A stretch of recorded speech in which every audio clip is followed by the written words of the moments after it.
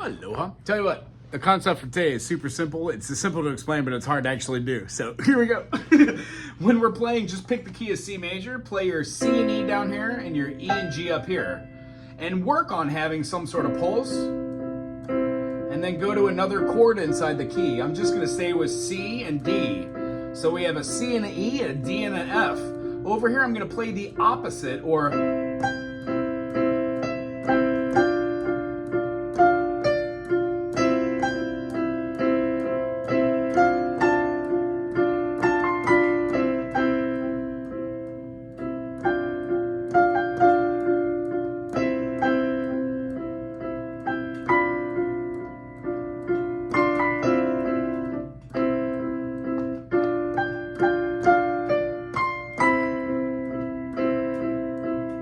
I was using the harmony here on the other end. When I went here, I went down to the same one and over to play both.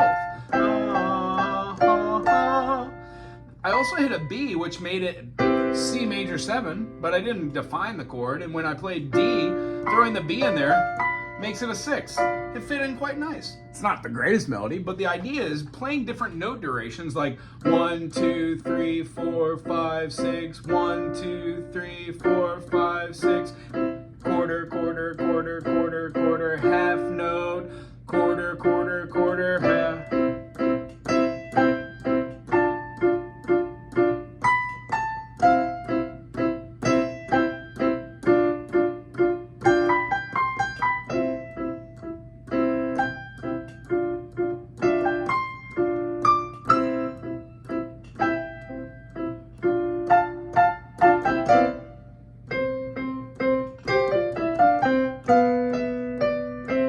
By utilizing our opposite motion, it gives us a foundation to hear.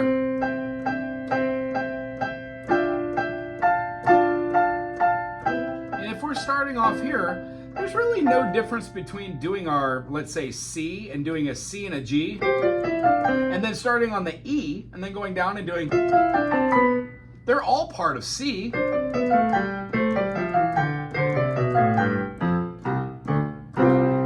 So the idea, basic construct when starting off, when trying to figure out melodies and make them yourself, and you're not just doing an exercise where you're writing out, putting chords, but you're trying to do it ad librium or rubato, meaning at will, at your own. Set up a chord structure, maybe something like a A minor to a G major, to an F major, then to a C.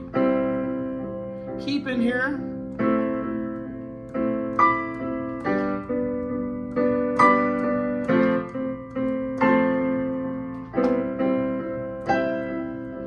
What we're experiencing here through trying this is based off on chord progressions. A lot of people don't realize or see how it's very, very important to know a C in first inversion and a C in second inversion. So if you're doing like a 1, 4, 5, back to 1, you can play the same thing, but if you ended it in an inversion, it sounds different. Here's what it is in root form.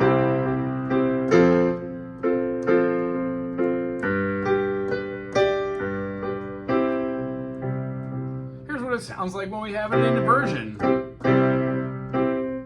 A.